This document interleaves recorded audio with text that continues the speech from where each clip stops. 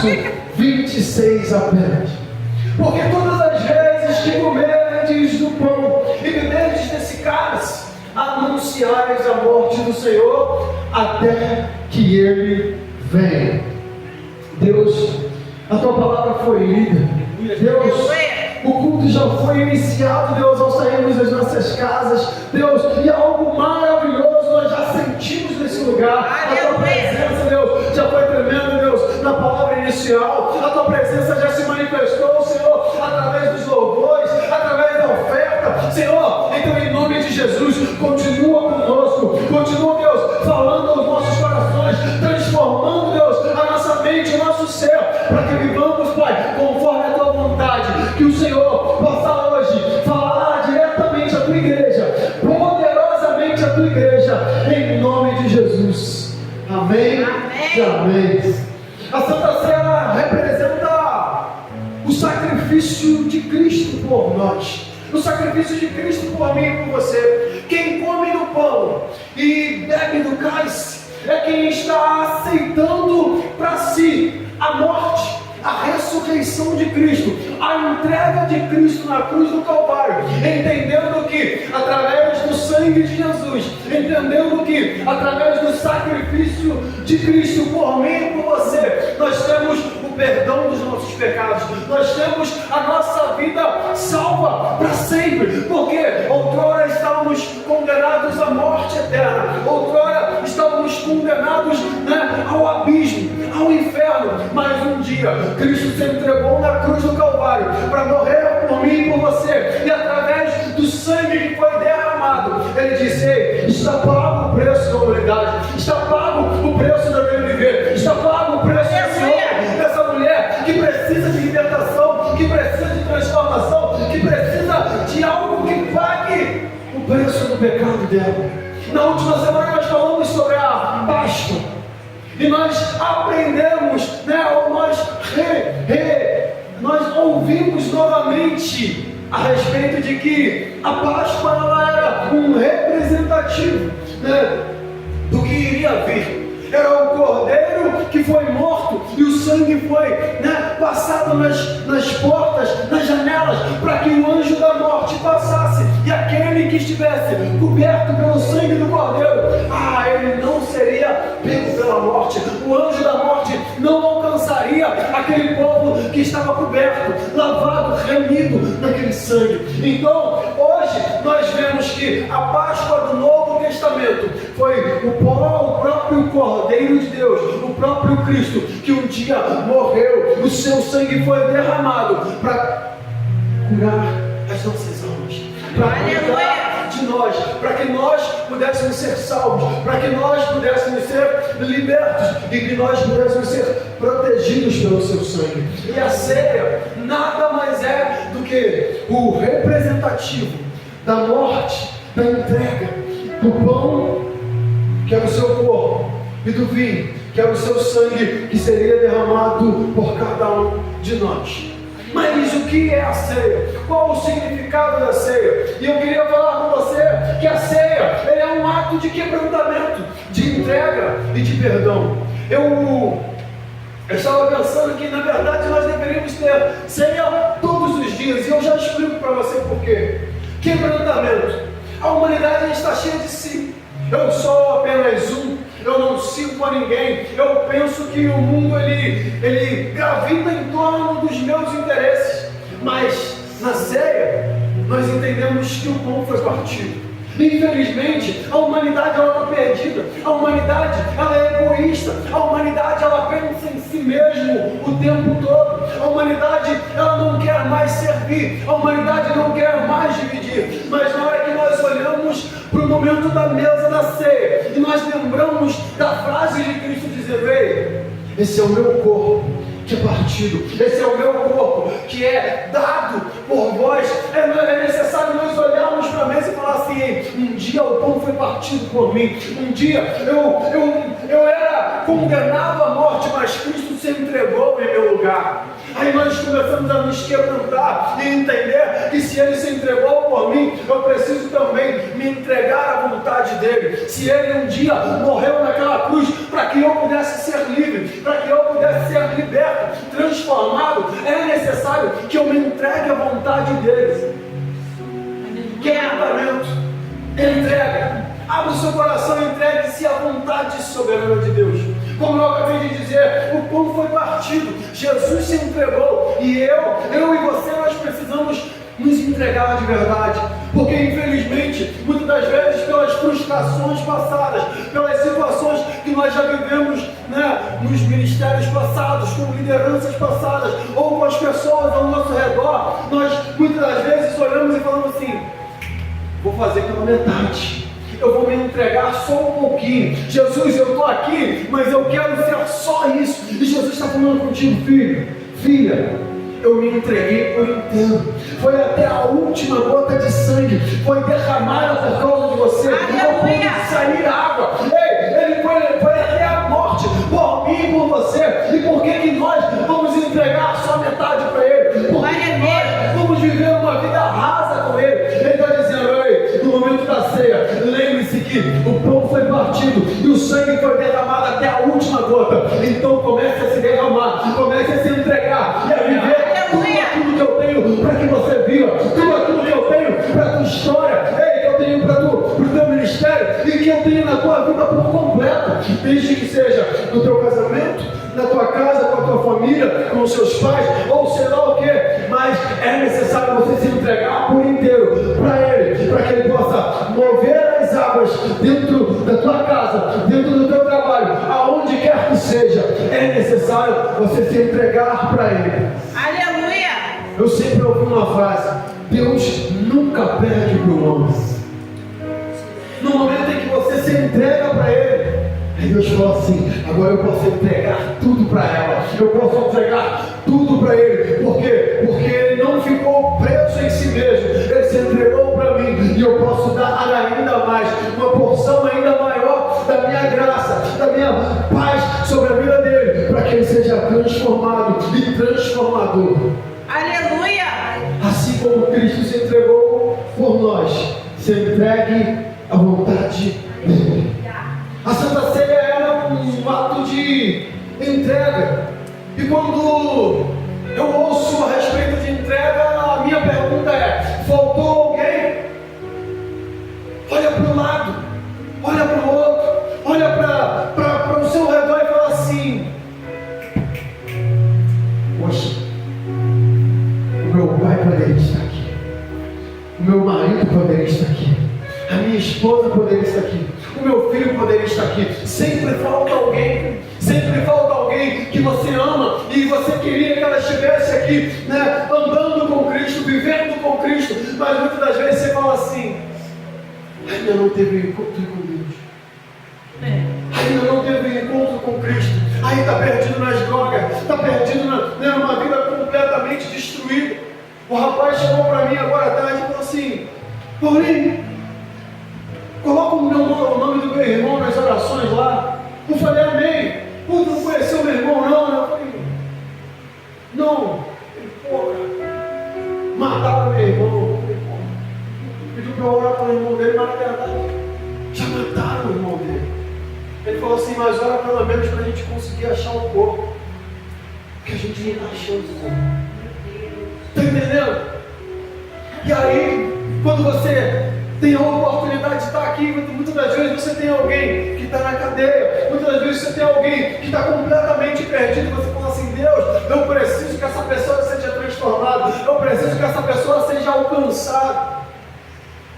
Muitas das vezes Deus está falando contigo: filho, se entrega de verdade, mergulha em mim e você terá uma vida completamente transformada. Cristo, Ele morreu por nós, mas Satanás, ele tenta todos os dias destruir a humanidade. Cristo, Ele se entregou por nós, mas Satanás tenta todos os dias destruir a vida do teu marido, a vida dos teus filhos, a tua vida. Satanás tenta todos os dias levar as pessoas para uma vida de drogas, de destruição, de prostituição. Satanás, ele tenta todos os dias contra a humanidade. Alguns ouvem, alguns se entregam, alguns vivem a vontade de Deus, outros ainda estão perdidos. Mas eu acredito que no momento em que nós nos entregamos para Ele, Ele começa a cuidar dos seus. Ainda que uma mãe se esqueça dos filhos, do filho que ainda amamenta, eu todavia não me esquecerei de ti. Talvez, você fala assim: Senhor, parece que o Senhor me esqueceu. Parece que o Senhor me abandonou. Parece que o Senhor não ouve mais a minha voz. Eu tenho clamado. Ei, no momento certo o Senhor vai chegar na tua casa. No momento certo o Senhor vai chegar na tua casa. Vai mudar o quadro. Seja de quem quer que seja. Se for o marido, se for a esposa, se for os filhos, eu creio. Ei, Deus vai alcançar a tua casa. Nós profetizamos a Páscoa era um momento de salvação. Ei, por quê? Porque Cristo se entregou por mim e por você. Então, em nome de Jesus, creia, a salvação chega à tua casa. A salvação chega ao teu lar. Em nome de Jesus. É dia de ceia, é dia de perdão. O sacrifício de Cristo na cruz foi porque a humanidade havia se perdido, se desviado da presença de Deus, e ao se entregar na cruz, Ele estava pagando o preço por nosso pecado e por toda a nossa família. Se é dia de Cristo, de ceia, e é dia de perdão, né? O Emmanuel acabou de orar. Perdoa os nossos pecados, as nossas falhas, as nossas dívidas, né? Nós oramos o Pai Nosso e nós sabemos que nós somos pecadores, que nós erramos e que Ele é quem tem o poder, quem tem a capacidade de perdoar os nossos pecados, as nossas falhas, as nossas dívidas. E aí nós continuamos a frase: assim como nós perdoamos quem tem nos ofendido, assim como nós perdoamos quem tem nos machucado, quem tem nos magoado. Ei, muitas das vezes você vai passar por situações difíceis na vida. Você vai enfrentar situações que muitas das vezes te machucam, pessoas que te traem, pessoas que te abandonam, pessoas que te deixam na mão na hora que você mais precisa. Mas às vezes é necessário você liberar perdão sobre essa pessoa. Não carregar essa mágoa, não carregar esse peso dentro de você, não carregar algo que te machuca todos os dias. Porque, como eu falei semana passada, muitas das vezes nós queremos fugir do problema, mas nós colocamos ele debaixo do braço e saímos correndo. Vamos para lá, para cá, para lá e para cá, para lá e para cá. Mas a gente está carregando um problema debaixo do braço. Talvez essa pessoa te feriu, talvez essa pessoa fez algo, né, que machucou você. Só que você precisa entender o seguinte: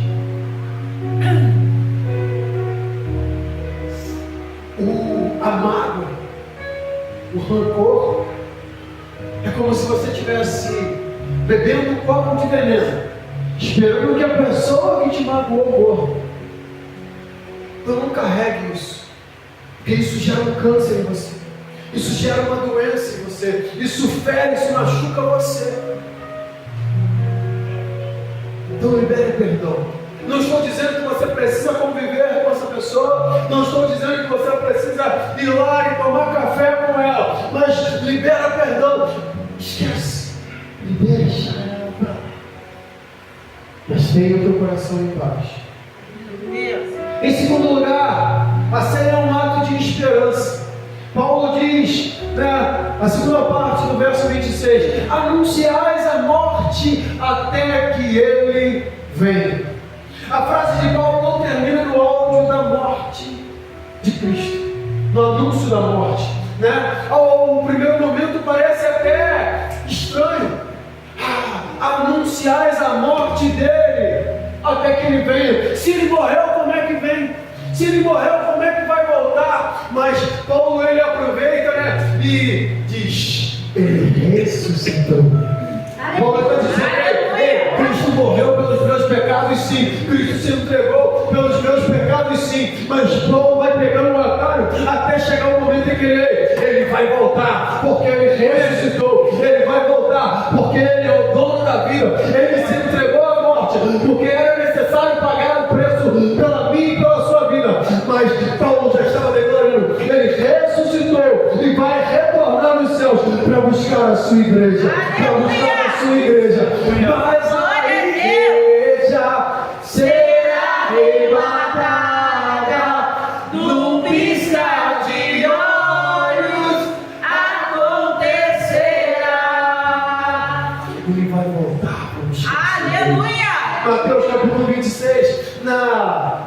última, ou na única ceia que Jesus teve com os seus discípulos naquele modo, Jesus ele faz uma promessa aos discípulos, que ele estava indo, parecia sim uma despedida, mas que ele iria voltar.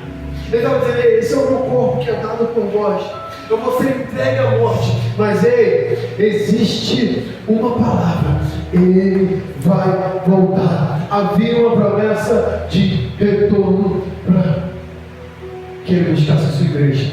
Portanto, no momento em que a igreja celebra a ceia, eu imagino Jesus dizendo, né? Nós estamos ali comendo a ceia, nós estamos ali no momento de ceia, e Jesus talvez está lá dos céus falando assim: ei, em breve eu vou estar com vocês.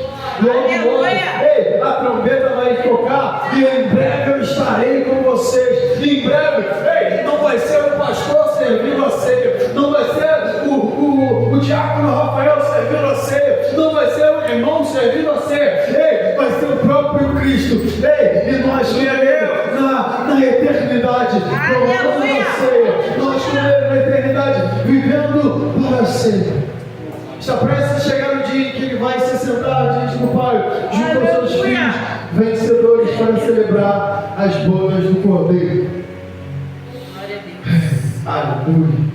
E a igreja ela precisa se alimentar com a esperança desse dia, a mesma esperança de uma noiva que espera pelo casamento, né? Tem uma noiva esperando o casamento, vai chegar. E abriu, chegou abril já, e logo vai chegar o casamento. Então o que acontece? A gente precisa estar na mesma ânsia daquela noiva que você sabe, você já passou por esse momento. É amanhã, e parece que a hora não passa, e parece que não deu tempo de resolver todas as coisas, mas a igreja ela precisa estar na mesma ânsia. Ei, Jesus vai voltar. Ei, o casamento pode ser amanhã, eu não sei a data, mas eu sei que eu tenho que estar preparado. Eu sei que eu tenho que estar preparado para o dia que ele voltar. Ei, para me levar para a eternidade, para me arrebatar, eu estar com ele para sempre na glória. Muitos de nós, eita glória, coisa muito preciosa. Muitos de nós pensamos, passamos por situações adversas aqui, perdemos pessoas que nós amamos, em doenças, acidentes, e muitas das vezes parece que não tem esperança de mais nada. A morte de Cristo e a ressurreição é a esperança de uma vida eterna. Aleluia. Paulo ele vai dizer que se a nossa esperança ela se resume apenas a essa vida, nós somos os mais miseráveis dos homens. Porque infelizmente nós vamos enfrentar momentos difíceis. Infelizmente nós vamos passar por doenças. Infelizmente nós vamos perder pessoas, amigos em acidente. Perder pessoas que nós amamos muito. Só que nós precisamos entender que essa vida vai passar. Mas a única coisa que não passa é a palavra dele. A palavra dele é fiel. E a morte e a ressurreição dele garante que, ei, você perdeu alguém aqui, mas um dia você estará lá na eternidade. Ei, se você se entrega para ele, você estará lá na eternidade com ele para todo sempre. Aleluia. Aleluia. Amém. Aleluia. Quando for testemunhar de Cristo, fale da morte dele, mas logo passe para o futuro, para a vida dele. Ele é a esperança do nosso futuro da eternidade. E eu tenho uma música que eu gosto muito. Ela é internacional, eu quase não escuto música nacional. Mas a verdade é que ela fala assim: vivendo ele nos amou, morrendo ele nos salvou, e enterrado ele levou os nossos pecados, ressuscitado ele nos justificou, e ele virá nos buscar o dia glorioso. Aleluia. Vivendo ele nos amou, morrendo ele nos salvou, e enterrado ele levou os nossos pecados, mas ressuscitando ele justificou, e um dia ele vai voltar para nos buscar. Um dia ele vai voltar para buscar a sua igreja.